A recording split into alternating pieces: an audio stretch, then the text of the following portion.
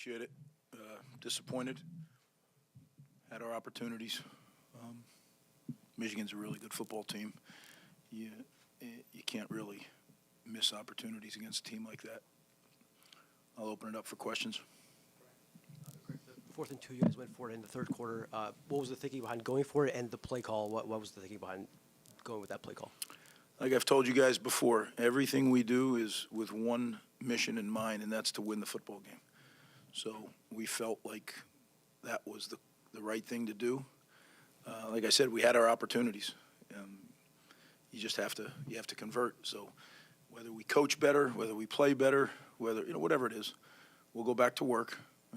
This game won't define us. We'll go back to work and we'll get better, and our best will be good enough. We just got to keep getting better.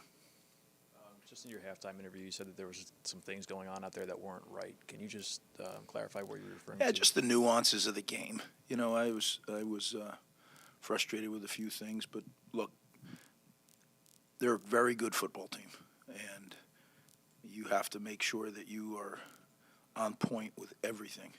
Because if you're not, it's not just a gain, it's a touchdown. If you're not, it's not just a PBU, it's a pick six. So, like I said, we had 3 shots inside the 30-yard line. You get that against that team, you're 14-7 at half. I think anybody comes out here and playing the number 2 team would sign up for that. We've been there before. We have to learn how. Some of it is, again, the opponent we're playing. So, my hats off to them. They did a good job. Did they give you an explanation on why they waved off the unsportsmanlike? They did. That's between me and them. Yeah, we have a process in our league that if you don't think the call was appropriate or correct, you turn it in. And we have a great head of officials, Bill Carolla, who does an unbelievable job. And it's just the way it goes. I made mistakes. Everybody makes mistakes, right? It's human element. Is it frustrating? Sure, but everybody gets frustrated, right? That's part of it. Seems like you're pretty frustrated on you guys had 5 penalties. The first one on Holland seemed to really bother you guys. I guess just one, what did you think of the penalties and that one specifically? You got a better view than me. What'd you think of them? I couldn't really see. I was really high up there. So. Really? Yeah. I was really low down there, so we probably need to talk to somebody who's kind of in the middle. Well, I guess just in general, 5 penalties. You guys have been pretty good with avoiding penalties. How killer was that penalty then, and what do you think was the issue with the penalties? Well, the momentum, things are going well at the beginning, and we get the ball back, and we're moving it again, and then it gets brought back, right? So, I don't know. So early in the game, again, guys, as I tell our team, you can never let that become the issue, right? It's us. We have to do better. We have to be more detailed. We have to coach better. We need to play better. We need to just do better. And some of it is maturing. Like I've said, we're not there yet. We'll get there, but we're not quite there yet. I think Michigan's program is there. So they're a little bit ahead of us right now, but we'll get there. Coach, you said one game won't define us. Just curious what your message to the guys was. That's always between me and the guys. But I think if you guys talk to them, you'll sense they're very frustrated because they fully expected to win today. They didn't come out here to look good or keep it close. They came here to win. And we didn't do that. So that when you have unfulfilled expectations, then there's frustration. But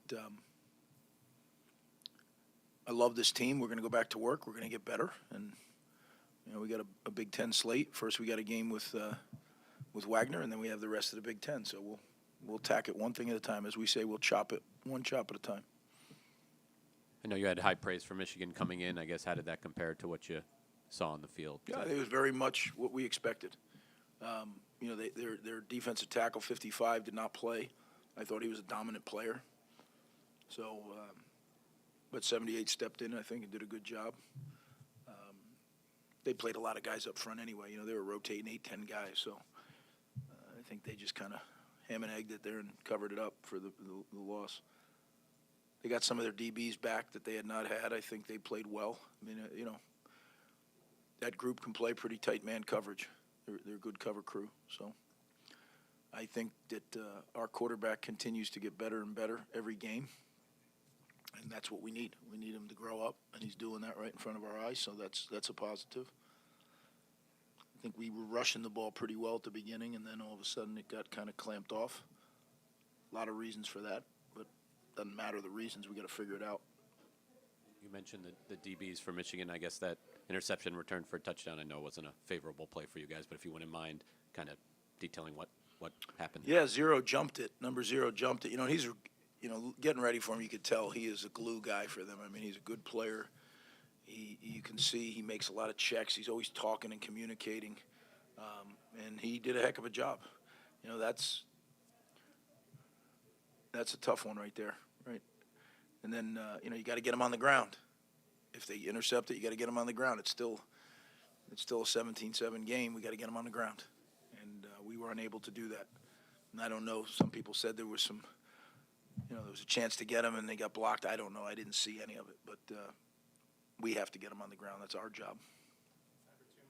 Defense largely played well, but just in the second half, what were they able to do offensively to kind of find some holes and to kind of keep some drives going that ended up being decisive? Well, we gave up too many big plays. We busted twice in the first half, and I shouldn't say busted. That's not fair. It might have been eye violations where we kind of let our eyes wander, but the end result was big plays. And you can't, you got to make them earn everything. And when you make those mistakes, those are chunks. And the quarterback, I thought, scrambled, got out of trouble well today. I thought we had some pressure on him at times, and he did a good job of getting away.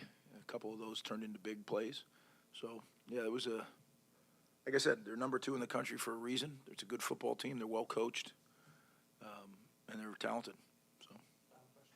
You guys threw the ball the first 3 plays, and then you ran 16 of the next 19 plays, and then you threw the ball 8 straight times to start the second half on your first drive. Was that intentional? Was that just the way the game played out? It just kind of seemed like, Again, we should probably settle this now. Every time you ask me those questions on play calling, I'm going to give you the same answer because it's the truth.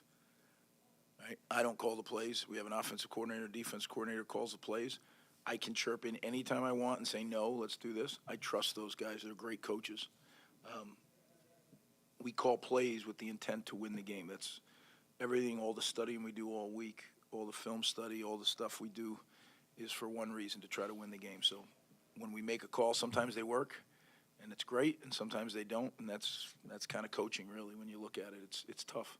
Some of those streaks, like you're saying, I have total faith in the guys that call our plays on both sides of the ball, and I look forward to winning games with those guys. Appreciate you, man.